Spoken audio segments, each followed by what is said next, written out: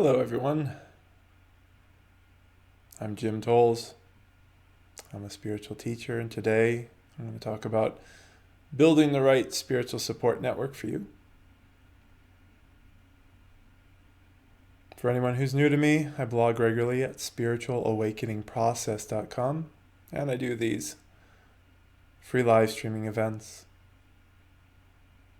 Hello, Trisha. We have aloha from the Big Island. Glad everything is all safe.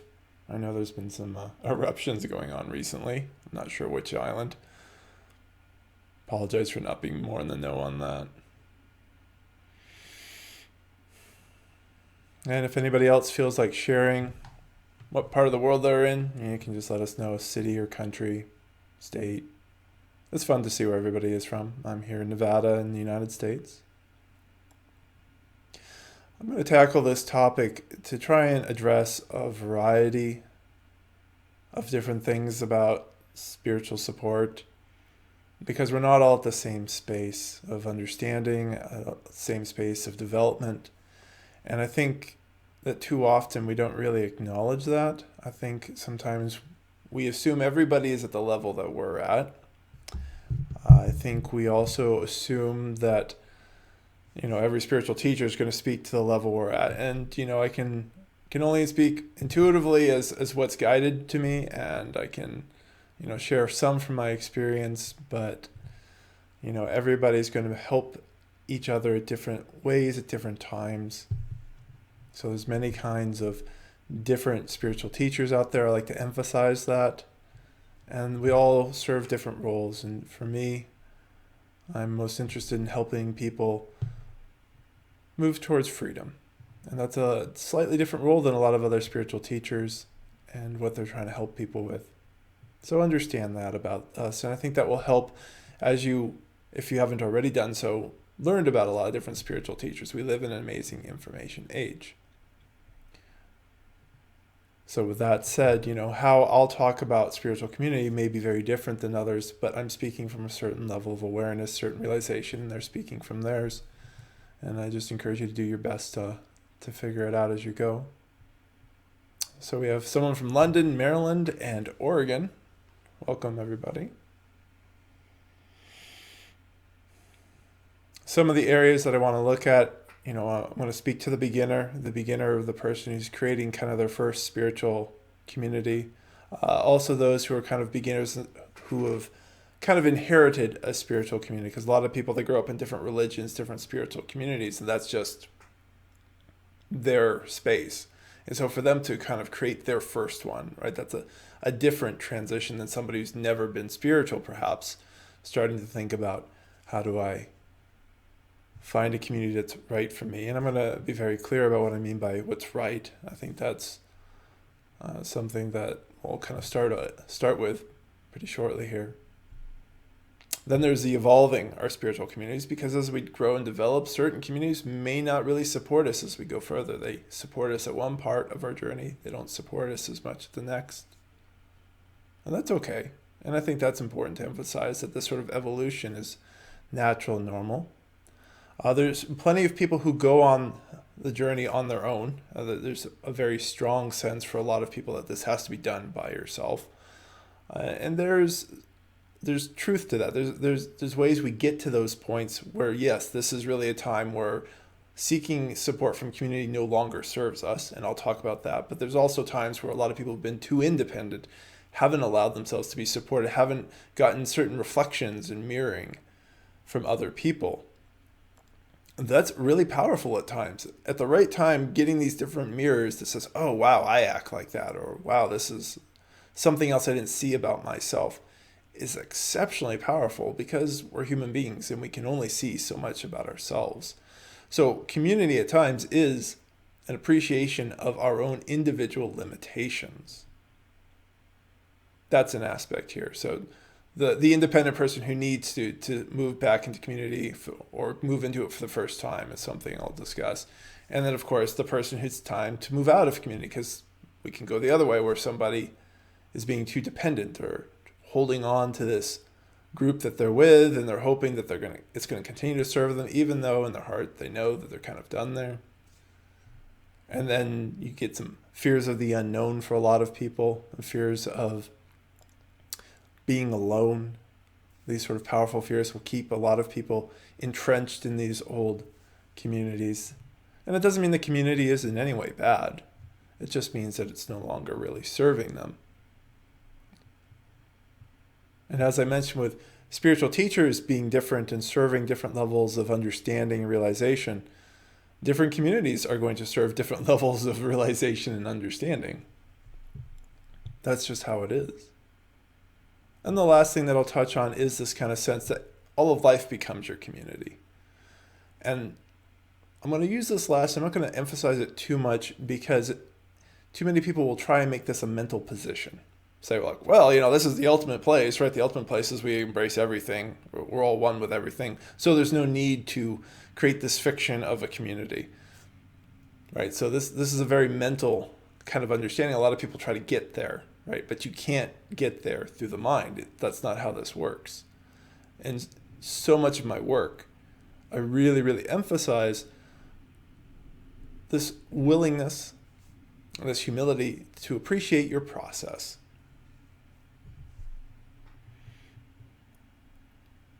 With that said, I will touch on that, this space of just being, that beingness that doesn't need community.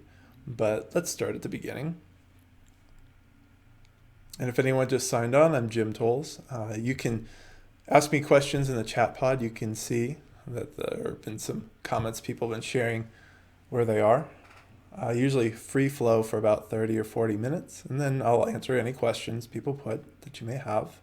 Please keep it really related to yourself, because sometimes I get these questions that are very general. General questions don't really help us. Like, what's the meaning of life? That generally is not a question we actually care about. We may think we do, but it tends to be too non-specific. Whenever we can, be specific about ourselves, about things that are actually moving for us, because then the response I can give you is going to be typically more useful. And of course, if anybody wants to support these talks, because these are supported by donors, and thanks to all of you who have donated to me, there's a donation link down below, links to PayPal. Starting with the beginning idea of building a right community. The reason that I say that, and I'm bringing this sort of right and wrong into the mix, we have to be careful with that, is that we tend to build communities that reinforce what we already believe. In that way, we allow the ego to kind of regenerate itself and get reflections that keep telling us the same story over and over, and this keeps people trapped. Telling ourselves over and over the same types of stories about ourselves doesn't really show us anything new, and it's essentially a kind of protection that we do for ourselves to say, okay, this is who I am, this is what I believe about life, and then you find a bunch of other people who believe the same types of things about life and about you, and you get this repeated story over and over. And I know some of you have had this experience of maybe going into a new situation and finding out some stuff about yourself you didn't realize. This is very common.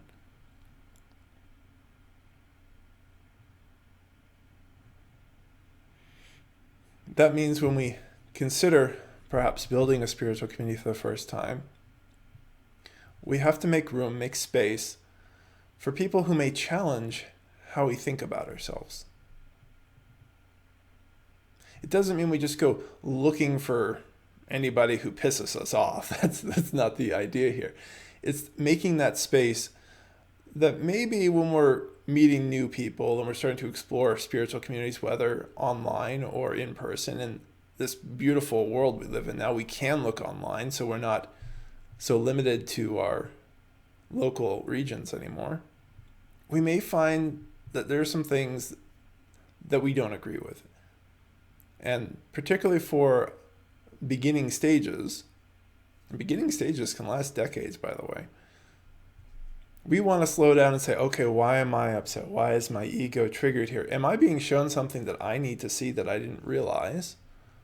Or is this person just a jerk? Lost in their own ego beliefs. Because also when we go investigating spiritual community, we're not going to find everybody being super realized and understanding everything all the time, to support us. We're going to find other people trying to figure things out at their level that will have some insights, and some things they won't understand really well or they'll be completely wrong about.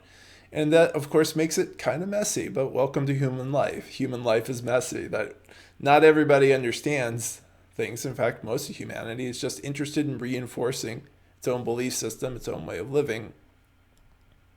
And usually it takes things getting very painful for people to even want to make a change. And that's why pain is one of the greatest initial spiritual teachers. Later on, pain can't be the teacher, but this is kind of a topic for another time. Because if someone gets out of pain, then they stop progressing on the spiritual path. And that's kind of the long and short of that.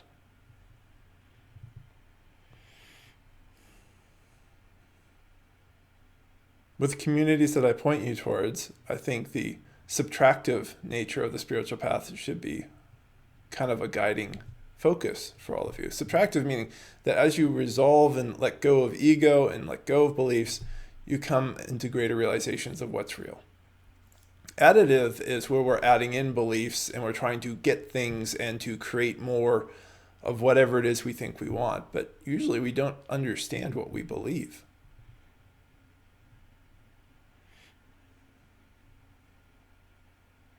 We just assume that our beliefs are correct, our most basic beliefs that we never even look at. This is why I talk about journaling as a beginning tool. It's a wonderful way to start to investigate and say, why do I believe what I believe? Where are these beliefs coming from? How do I act them out in my daily life?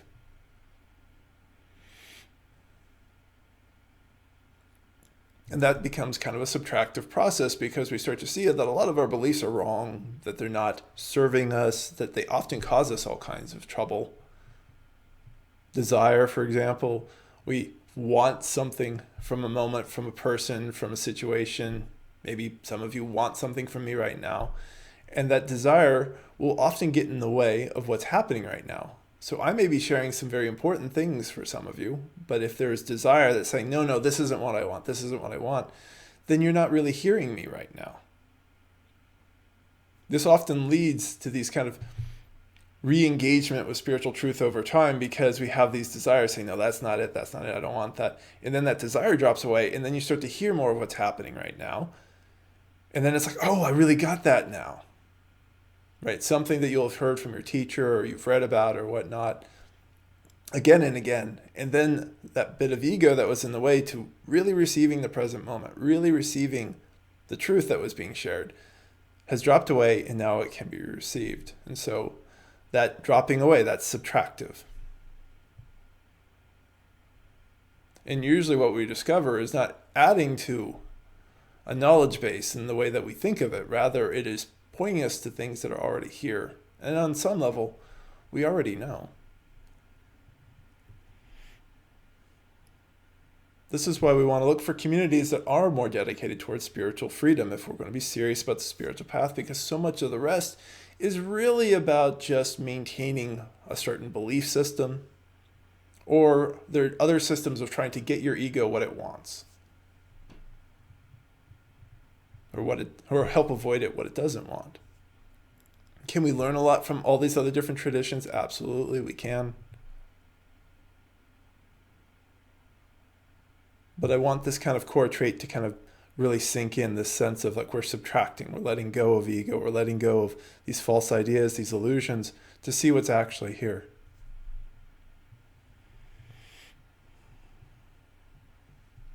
And particularly for those who are beginning, whether you already have a spiritual community or you've never had one before, I want you to have kind of unofficial members of your spiritual community, and those are the people that irritate you the most. Because if somebody's really irritating you, then there's an ego trigger inside. And I'm not saying abuse. Like abuse is something else, where somebody's physically, emotionally doing really nasty things to you. Those are situations that, by and large, you want to leave or protect yourself from. We're not here to take a beating from life just to become more spiritually knowledgeable. There's enough ways that we take a beating on the path that we don't need to add to it or allow others to harm us. No, I'm talking about the people they're irritating to you. You get uncomfortable, you don't like something about it, they are now officially part of your spiritual community. You want to find out what is it within you that's upset. Not how to fix them, not how to change them. Most people aren't going to change. They're going to stay the same. If you're listening now, I'm assuming that you want to change, that you're willing to embrace this process of dissolution, of letting go, dissolving the ego. That means learning to accept more and more of life as is. Starting with having one or two people that you just kind of bring a little bit more attention to. All right, here's this person who really irritates me. I'm just going to see if I can breathe and watch my own responses. I'm not going to try and do anything. I'm not going to try and change them, as I said. I'm just going to try and understand myself more. That's such a powerful part of all this continued deeper understanding of ourselves.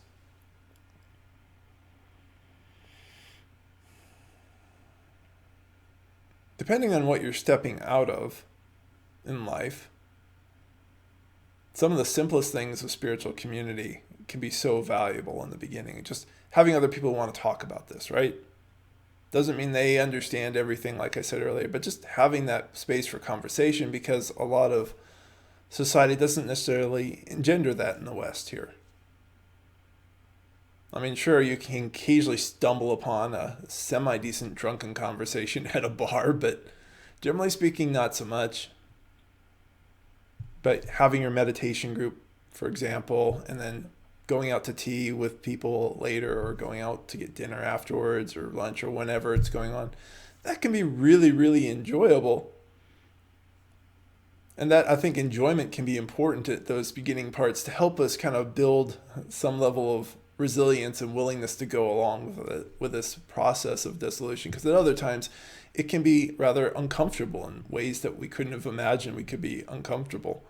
And if it's always uncomfortable, then most people won't go very far in the spiritual path. And also having the community to share some of that discomfort, to be able to say, hey, I was having all these emotions just come out of nowhere. And then I realized I was grieving some issue with my mom and her mom, and I had no idea I'd really absorbed that situation that I saw as a 4-year-old child, right? These types of things start to come out of people, and having a group, and we can call community a satsang, we can call it a sangha, we can use all these congregation, all these terms for community. But a truly good community lets you have those experiences and gives you that space to express.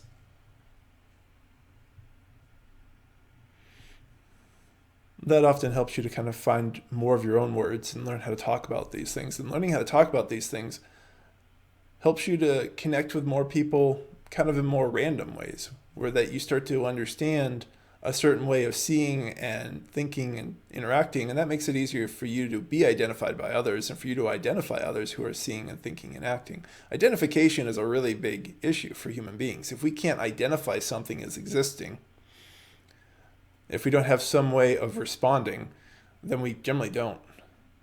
We don't really like being in awkward situations where we don't know what to do. The spiritual community you develop for yourself is about giving yourself more of that space for the unknown, to figure stuff out for yourself that you don't necessarily know how to do.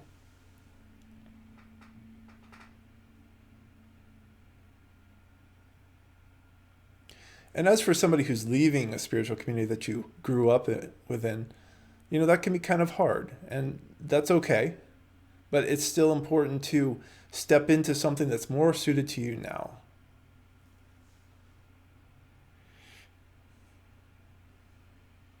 How you choose to step out of it is up to you. It depends on the community. So long as it's not harming, maybe there is a way to kindly let some of the people you care about in that community know that you're not going to be as actively engaged or not engaged at all. It's up to you. Then as you go, you'll notice that there becomes a point where this first community, or the one you're stepping out of and now you've created another, needs to evolve too. That if you really are allowing yourself to grow and to develop, that communities, generally speaking, aren't going to develop as fast as the individual. I mean, maybe some of you will find a wonderful community that supports you for the whole of your spiritual path. And that's absolutely possible, because things are infinitely possible. However, many other times you'll step out of one, say you're stepping initially out of growing up in a Christian upbringing, then you end up in a Buddhist group, and there's a lot of talk about freedom and different things, and you kind of start to realize where they can no longer support you, and maybe this group is still too stuck in their minds. And Buddhism is still this kind of idea and intellectual conversation piece, and that piece you needed, now you got it, and you understand yourself much more intellectually, you can talk more, and maybe now it's time to kind of step out of that one. Right? So there's this beautiful evolution that can start to happen. As I said, maybe there are some Buddhist groups where they're going to travel with you much longer or your entire journey. But others will not. So you start to step out of that, and then maybe you evolve, where it's more dynamic, that it's not like an official group, it's not like a meetup group, it's just people you start to know how to hear and connect with them. It's like, oh, I can hear what they're talking about when they said this in the grocery store line. And so there can be an organic nature to developing community. It can happen at any time, but I think the further you go, the more you start to trust the organic nature of how these things develop and create themselves around you, and how you learn to identify these different opportunities where before you probably couldn't identify it.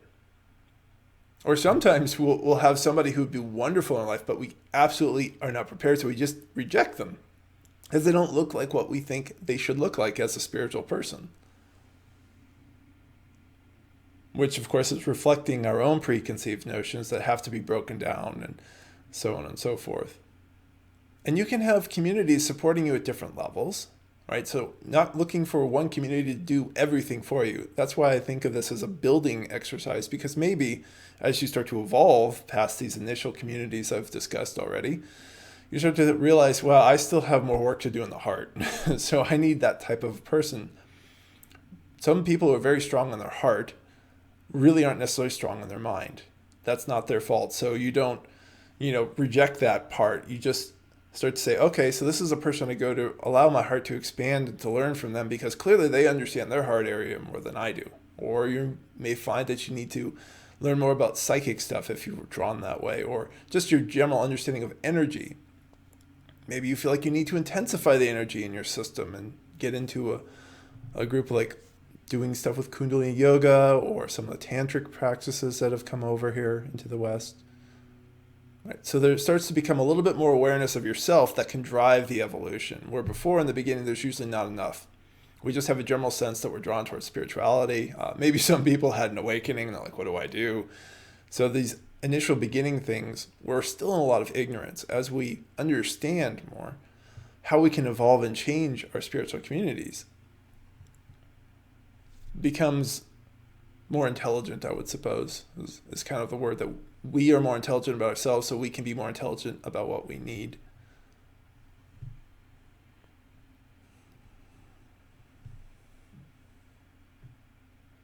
So as everyone's sitting here, I just encourage you to kind of consider where you are in the space of community. And I did mention earlier, I want to talk about the overly individual spiritual seeker. Sometimes people think that they have to do it all on their own. And I always find that it's this kind of balance that brings us towards oneness, of understanding there are times where we need other people. Other people really help in a lot of regards. And other times there are some things you have to do on your own. If you're a person who likes to have the safety of the group, it may become time at a certain point to do more on your own. Not to try and evolve the community, but rather to go deeper into your own space, if that's where you're kind of feeling the most restriction and most fear. That fear can be a powerful guider in this sort of way. If you're afraid of being lost in the group, or that they won't help you, or there's lots of different ways that people decide that they shouldn't be around other people, or they're not conscious enough, but that's a very ignorant thing to say about others, right? You'll notice, like, if we step back to what I just said, that as we become more intelligent, we can find these pieces that support us most in others to learn from them. So somebody could be very unconscious in general, but they have such a great heart energy that there's a lot you can learn there, right? So there's no judgment in the way of what I just said before, where somebody's like, well, they're not conscious enough. It's like, that's not the point. And neither are we when we start to say things in that sort of tone, that we're kind of condemning other people and saying they're not good enough and that we're somehow better, right? That's not where oneness takes us. Oneness is a deep embrace that everyone is as they are, that we're all equal and united, right? So there's no condescension. There's great and powerful seeing the more we become spiritually free, but no condescension, no pitying, none of this other nonsense that's going on right now in so many different ways in the spiritual world and in a lot of spiritual communities. And if you notice you're in a community that's kind of getting into those cycles, at some point you'll realize it's probably time for you to go. If they're saying, well, these other groups aren't good enough, or they're not conscious enough, or whatever they're saying. The better communities really are inclusive. They say, yes, we're all in this together. We're all human beings.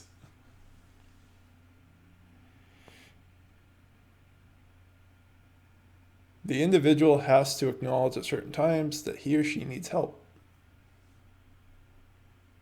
And the individual has to be willing to open up to that help in that community at certain times.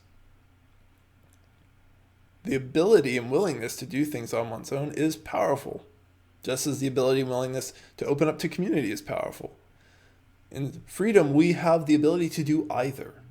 In freedom, we have greater ability to see what is necessary at this time. So we don't lock into like what's one way or the other way. Earlier stages, we tend to kind of want to lock into one way of thinking and being and hold on to it, rather than the flexibility of being with life as it changes, because it's always changing.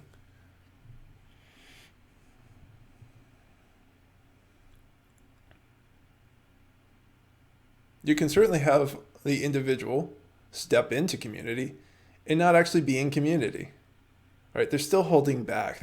They can just hold on forever. And there's an amazing documentary about doing inner work, which is a part of all this, right? It's not the whole of it, but the documentary is called The Work. It's an organization of men that goes into prisons and helps people get into some of the heavy ego crap that they've got. Both the prisoners, and they invite people from, the normal world, or whatever we want to call it, the people who aren't incarcerated, to join in, and there are powerful experiences that happen there. But it's interesting to watch this documentary, and there's some of the people who are part of this community for several days who aren't part of it. And you can kind of see like how they open up gradually at the end. And then they're part of it, and then amazing things start to move and can be healed. If your tendency is to kind of hold back and to restrict, this is something to know and to be aware of, that you may need to have to push yourself to, not just to be in community physically, but to be in community emotionally. This week's newsletter was talking about showing up, and this really plays into it. We can do things physically, and still we haven't shown up emotionally. If this resonates for you right now, see if you can show up more now as I'm sharing.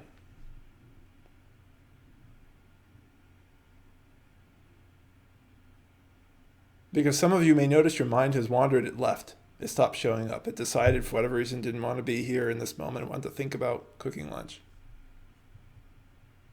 Or it's too busy disagreeing with something. Or it's too busy agreeing with something that it's still caught up on the last point of something I said, and it's not with me here now.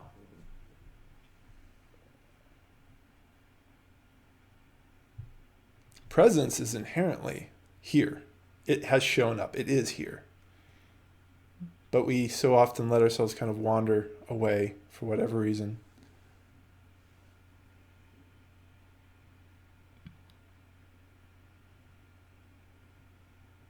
And I'm really emphasizing this issue with the person who's overly individual because I see it so much. That people think they can do it all on their own, or they have to do it all on their own. And since they never really let anybody in, they actually never really find out how much support there is. And how does one stay in that isolated shell and discover oneness and discover freedom? You don't. Because the ultimate step in this whole journey Is this embrace that all of life is our community because we're part of all of it? We are the water droplet embracing that we are all one. We're all part of the ocean. We're all equal in that ocean space of consciousness. And there's kind of these interesting layers as we go, as we keep dropping more ego, dropping and dropping and dropping and dropping. And this is kind of this, wow, you start to be able to connect to more and more people in more and more ways. And connection is going to feel good and bad because we're human beings and because other people are holding on to different things. But because we become more neutral towards it, because we've dropped more of our own desires and fears, we can be with expanding levels of love and expanding levels of pain.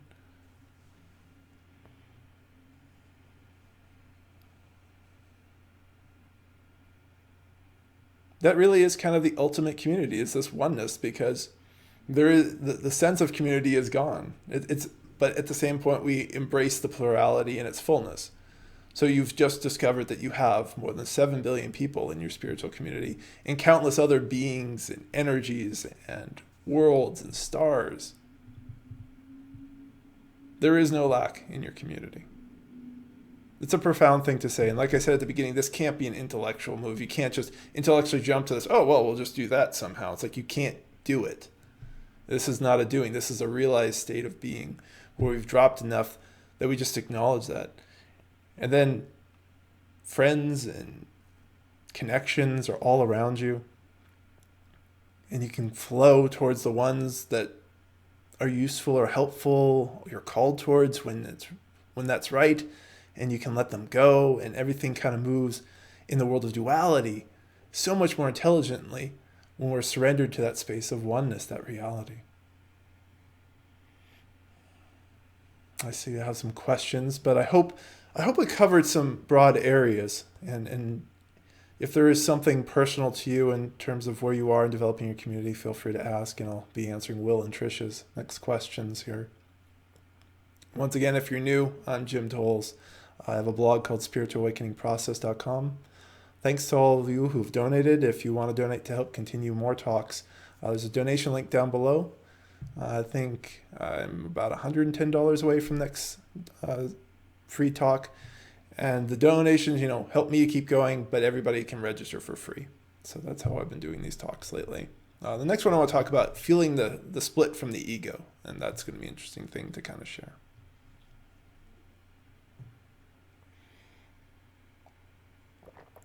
There's a question from Will. What do you think and feel about racism and bigotry being so ingrained in society that they don't even notice it anymore and won't hear it? How, as a conscious being, would you guide? How would I guide them? Well, people have to want to know. If we're having this conversation, I assume that all of you want to know about yourself and want to know how to create spiritual community. But when people are too ingrained in ignorance and they don't want to know, they're not going to usually listen. That's why you end up having societies creating laws, because people don't want to consider if they're doing something wrong or not. So we create these heavier handed social barriers to stop people from harming one another. But really, any sort of racism, bigotry, it's just prejudice. And the ego is prejudiced about everything. Or we're prejudiced about what we want to eat for lunch. Right? And that prejudice comes from past experiences. Well, I remember when I ate this, I felt good, and I ate that, and I felt bad. So I don't want to eat that because I don't want to feel bad, and those types of things. So I would just point you back towards greater understanding of your own self, and where do your ego discriminations come, and your prejudices, where are they coming in, and how are they affecting you, and what you see or what you don't. Thanks for the question. From Trisha, I'm a one life path. Independence is needed to find unique approach to healing and spirituality, but I crave having a spiritual conversation with someone who speaks my language. Is this an ego thing? Well, I think you have to look at that speaks my language part. I think there's something to kind of investigate, because that sounds like the ego wanting to hear a story in a certain way. There's all sorts of really cool conversations that you end up having when you start to really listen to what somebody's saying. They can be using different words, but you're saying the same thing. And that's a different sort of feeling. But when we're too caught up in the kind of the externals, words are external, then we often are kind of not paying attention to what's really going on. We also want to understand our own insecurities, perhaps, that want this external reflection. What is insecure? Is something, feeling alone? Is this a fear of loneliness, right? So that's that aspect of understanding why are we in community. And that kind of goes towards the person, the example I was giving earlier, of somebody who wants to stay in community because they're afraid of being alone. And there's all sorts of different ways that we live. We can be afraid of being alone and be alone. And we have multiple fears that end up creating these strange networks of situations around us. But this is why we keep going within and learning to dissolve the ego self. And then it makes it easier and easier to accept everyone where they are and to find bits of wisdom and support in all sorts of places that we would never have expected otherwise. Thanks for the question. I hope that's helpful.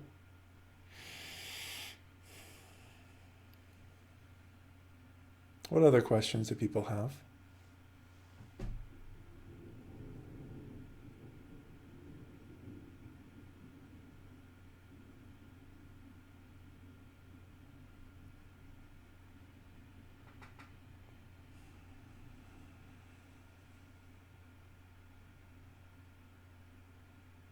And for anyone who's brand new to me, I do sessions one-on-one through Skype to help people find a lot of these different ego things that are blinding them. And sometimes it's a really comfortable space, and sometimes it's an uncomfortable space. But that's part of the dynamism of life that's kind of in a microcosm in the sessions I have. Is learning to accept a connection with somebody, whether it's enjoyable or unenjoyable, and be open to that, because life is going to do the same.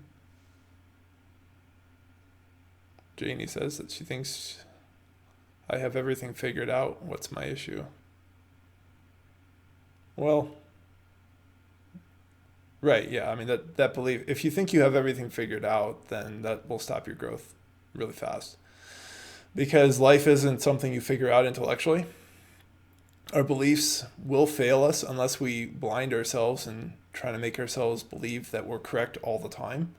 And that's not true. There's no set of beliefs that any of us can create to fully explain this infinite universe. We are sitting on a very small dot in the midst of the Milky Way galaxy, in the midst of all kinds of other things. So the very notion that we can create a set of beliefs that will figure everything out is the hubris, the pride of the ego. So I think humility is really kind of the solve here. And maybe that would be something that spiritual community would help you with, Janie, to come back to these different communities and to listen to different points of view again.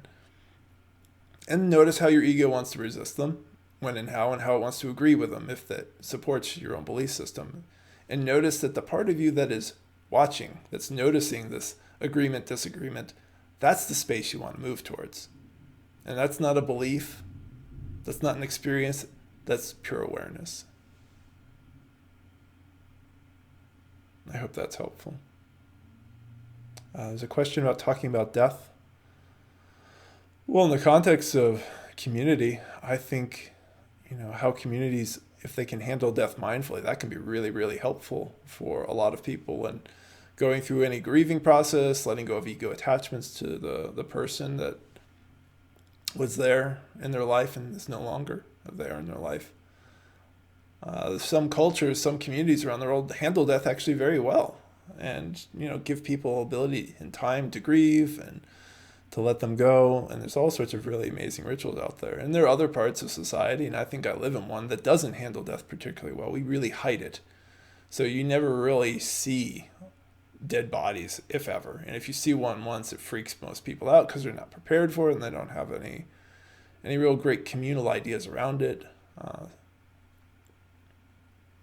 So I don't know if there's something specific you want me to say about death, but I think community, if it's a healthy community, can be really useful in navigating that, or it can be completely unuseful and make the whole grieving process worse if we don't know how to let go. And I think this is where ritual in life can be really, really useful. You're welcome, Janie. From Nobody Sings Along, how can I push myself to find community when my social anxiety keeps me so tethered to my own bubble? I think you answered your own question. You're just going to feel scared. and you put yourself out there in those communities to get support. I'm around plenty of different situations where somebody will do it in a circle, whatever the setting is, and we're in a closing circle and somebody's talking about how scared they are. And then the outpouring that typically comes from that community is so beautiful. All the people are just, so affirming and come to that person later on and give them a hug. And all the people say, yeah, I've had the same thing too. The thing about these anxieties is they often make it seem to us like there's no one else who has the same experience as us. But that's not true. There's lots of people feeling a lot of anxiety. I think there's a lot about Western culture that induces anxiety because we're getting hit with so much stimulation in so many different ways. One of my favorite experiences is actual physical silence, which you don't really get very much in human culture. One of my more recent memories is actually from last year. So this kind of tells you how rare we get it. Because even if I'm at home and it's quiet at home, I can still kind of hear cars not too far away. There's different, little things going on with engines or other stuff going on around. But I was on the Pacific Crest Trail and there was no wind and no planes for a moment, and it was just so quiet. Right? And that's deeply calming. So I guess my last thought is, do your best to push yourself through and to open yourself more, to connect with people. And also appreciate that anxiety is it's kind of everywhere right now with a lot more people. It's just some people are more numb than others. From Mr. Mann, hi, what's your viewpoint on crystal healing stones? Should I include them in my daily life? I don't know what the point of that is. Is there a goal you have with using such things? In the space of awareness, we don't need any particular tool to get to. If spiritual tools help us to dissolve part of our ego, then they're useful. If they just become part of reinforcing a sense of safety and reinforce our ego, then they're not really useful. So my question back is just, is there a function? Is there a use? What are you trying to achieve with that? The beauty of oneness, right, is it's here now. We don't have to go anywhere, don't have to do anything to get it. And by surrendering to that space, a sort of doingness arises inside of us that starts this kind of sloughing away of the ego. And in my work, and maybe some of you who are more energetically sensitive to me right now can feel there's an energetic connection that can kind of encourage that sloughing process of the ego.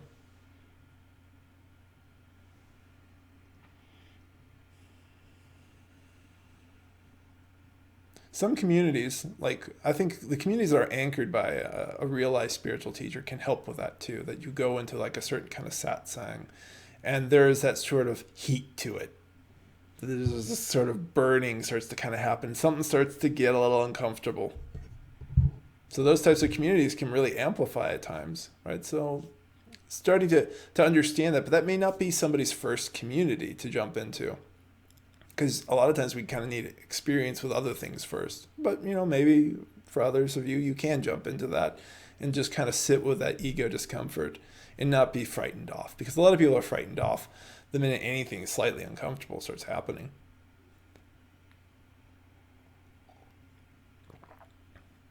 Allison's asking about irritating people being part of your spiritual community, and what about people I really like? Well, we have to ask who is liking them and why. A lot of why we like people is because they reinforce our story. So if we want to believe we're smart, or even if we want to believe we're dumb, this is a strange thing, but whatever our ego story is, we tend to want it reinforced. So somebody who thinks they're dumb will often have other people who are dumb around them, and they can kind of feel safe in that they're not going to be challenged to think, or be challenged to see where they don't understand something and might need to intellectually grow. But maybe they're not actually dumb, but whatever crazy standards we want to put into the mix here. And so then you put somebody who acknowledges, oh, actually you're really smart about that, And the ego will fight that. It'll say, no, I'm dumb. I don't understand. No. There's probably a self-worth issue in there too. That's not, And then they'll push this person away so you can have people that actually are kind to you be pushed away by the ego if the ego story is being threatened. So we always want to kind of see like, well, what is it we're actually liking in this relationship? What is this giving my ego sense right now? To see what that's about. I hope that's helpful, Allison. Thanks everyone so far for the thoughtful questions. I appreciate it. What other spiritual community, spiritual support questions do you have? Because I haven't really talked about the teacher so much today. I mean, I do plenty of that on the blog. And so if you search on spiritual teacher at spiritualawakeningprocess.com, you can find more of my thoughts on that. I just feel like community needs a certain context, and we have to understand what we're doing with it. And I think that's kind of what I'm trying to offer here, is just that right context. Going back to the sort of right or wrong, where we get in trouble, the wrong communities are going to reinforce what we already believe and what we already want to think. And that's different than if we find a community that supports something we truly know. And I think that's an aspect that as we evolve, we start to get better and better understanding the difference between an ego belief and something we truly know. I'm sure some of you have had this experience of like just really knowing something about yourself or about life, but maybe it doesn't make sense to your ego. And so there's this kind of inner friction between like the part of you says, no, this is really true. And this other part says, well, no, maybe not, and whatnot.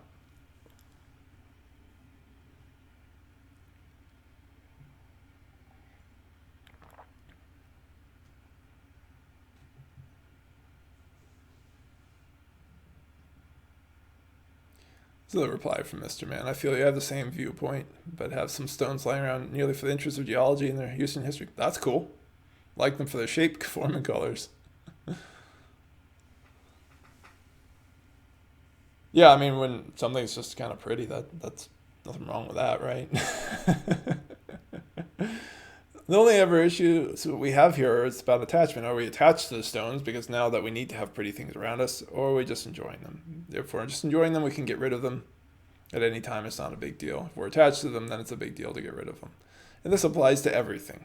So I'm just using the example from Mr. Man to help illuminate that there's this kind of bigger issue around attachment. From Janie, isn't the ego a part of us something we can't? What if your ego tells you you're awesome? Why would you want to change that? What's on the flip side of that? It's just delusion, right? We're kind of creating stories about ourselves to make ourselves feel good. So why do we need to do that? And, this kind of ego that tells yourself awesome is kind of the road to narcissism in many different regards. Because, firstly, it's kind of a vague term. It's like, what does that even mean? So how do we reinforce that? What happens if somebody says something and suddenly you don't feel awesome? Do you reject what they have to say? Or do you just ignore everything anyone else has to say? There's a lot of problems that can arise very quickly if your ego is telling you stories. Yeah, so an ego telling you you're awesome is no better than an ego telling you that you're worthless. It's just a different story. In some regards, they're often part of the same story. And the question is, so what do you tell yourself? You don't tell yourself anything. You keep watching. And you watch the stories and you start to understand these stories are made up. And you can let them go. That you will not be lesser for letting go of your ego stories. Actually, you will be clearer and usually a heck of a lot more free to think clearly. But the ego self isn't going to believe this. And this is where there's certain stages of development where we have to step into the unknown when the ego is going to tell us, no, you need me, you can't let go of this thought or this belief. And we have to find out that we can and that we're better for it, or we won't go any further on the spiritual path. And that just is kind of one of those things that has to be done. This is where experience is still really important. Later on, experiences aren't as important. And this is just kind of this ongoing theme that you probably have heard me say today of appreciating where you are in your development, that we can't skip steps. So that's my very common experience myself and with many of my students, that there is a turning point for certain things like that, where somebody has to understand what it's like to really face an ego issue, to let it go, and to see that it did not serve them. Otherwise, the ego will keep saying, well, we don't need to do the spiritual stuff. Why let go of this? This is fine. It'll find 100 different million ways to justify being there. And we'll just stay stuck.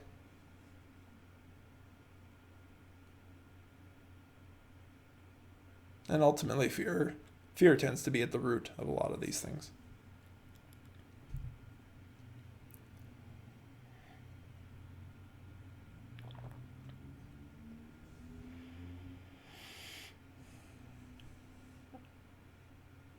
What else is on people's minds? I always like the three jewels of Buddhism. It's the teaching, the teacher, and the community. So the Dharma, the Buddha, and the Sangha is the terminology. As we're just kind of appreciating community, because we're in a little bit of a community today, right? Virtually, all around the world, connecting. And that's, an aspect that you all have access to now for the most part, is the ability to go online to help develop your community that way. There are Facebook groups and meetup groups and all kinds of forums. There's so many different places that we can connect now that we don't really have an excuse to say, well, I can't find spiritual community in my area. It's like, well, your area just got bigger. As I also said earlier, that at times it's not about finding a perfect community or somebody else who completely gets it or gets you. That's a problem. A lot of people are just looking for someone to get me. And it's like, well, this is an ego issue with a whole lot of hidden beliefs about what it means to be gotten or understood. What we're doing here is not trying to have other people understand us. We're trying to understand ourselves.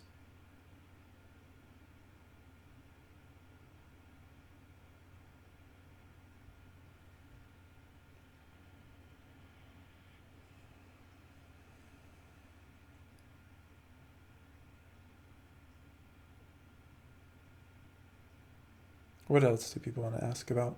We got about 8 minutes. You're welcome, Janie.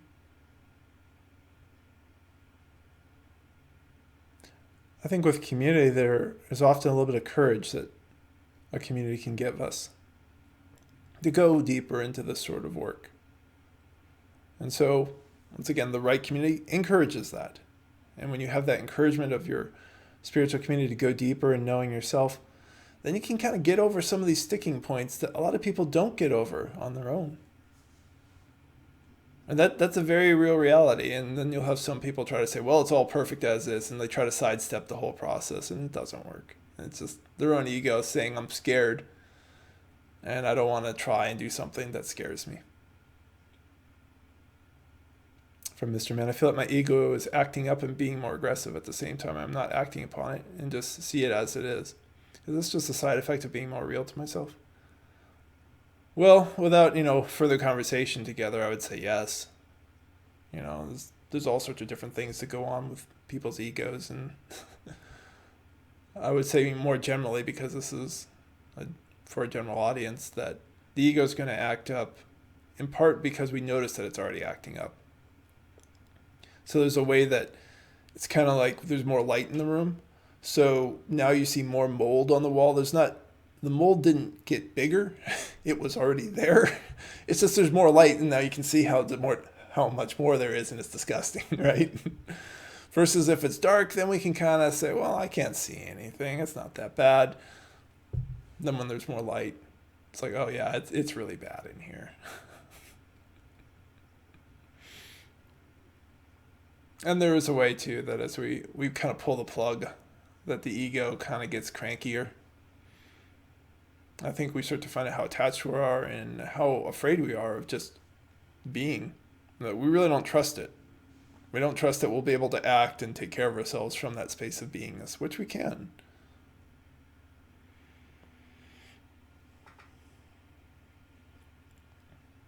From Tricia, so I am destined to go it alone because my ego needs validation. I'm confused. Well, this is just about being honest with yourself. to find out, is your ego just trying to use a community or selective people to validate itself? If so, you can be in that community. You just notice it. And maybe you even call it out and say, I agree with what you're saying. You're talking to somebody, but I can tell that my ego is just trying to use you to reinforce itself. And it can be kind of funny to talk about ourselves in this way, but it's actually very powerful because we're starting to illuminate these inner functions that are happening. So when you're in community, I would just encourage you to greater vulnerability. It's honesty and vulnerability are really important guides in all this to allow others to support you. Otherwise, it's like the individual comment that I made earlier. They can physically be in the group, but they're really not in the group.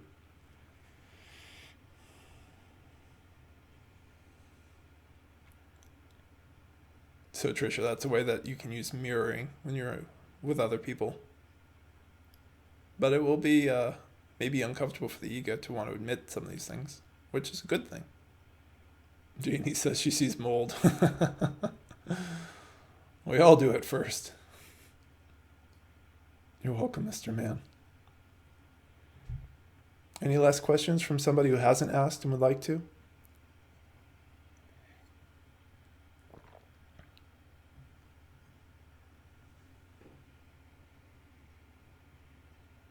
Janie wants to know how emotions tie into this. All emotions are just coming out of the ego for the most part.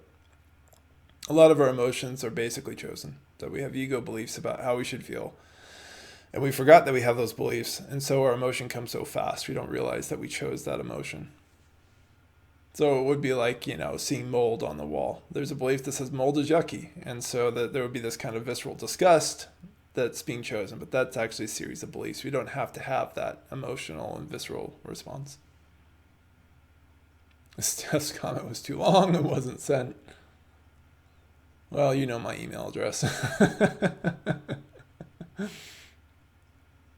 Yeah, there's only like 200 characters allowed in these little chat pods.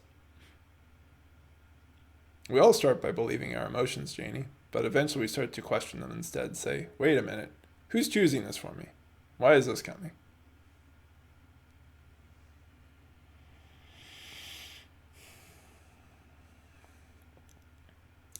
This is just one of many different things where we start to get wise to ourselves and we become more knowledgeable about our ego and the choices that are being made. We start saying, well, there's emotions here. Why is this here? Why am I feeling this? Why am I choosing this? And that's very empowering when we're no longer having our emotions chosen for us. How we feel about ourselves and about others drastically changes.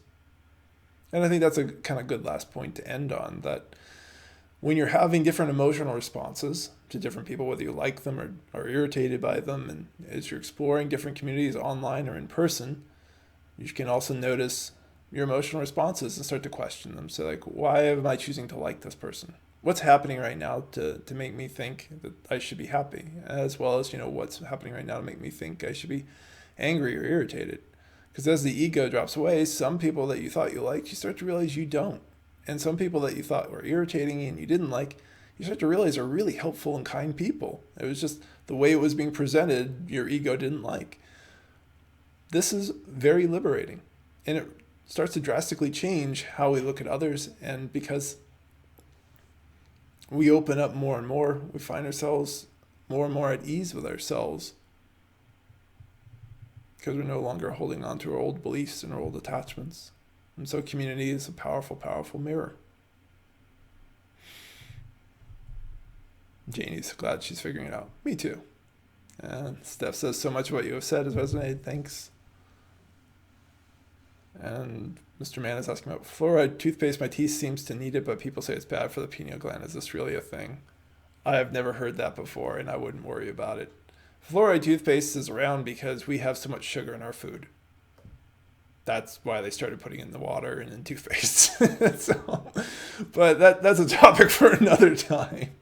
Thanks everyone for your time today. As I said, I do these talks from time to time.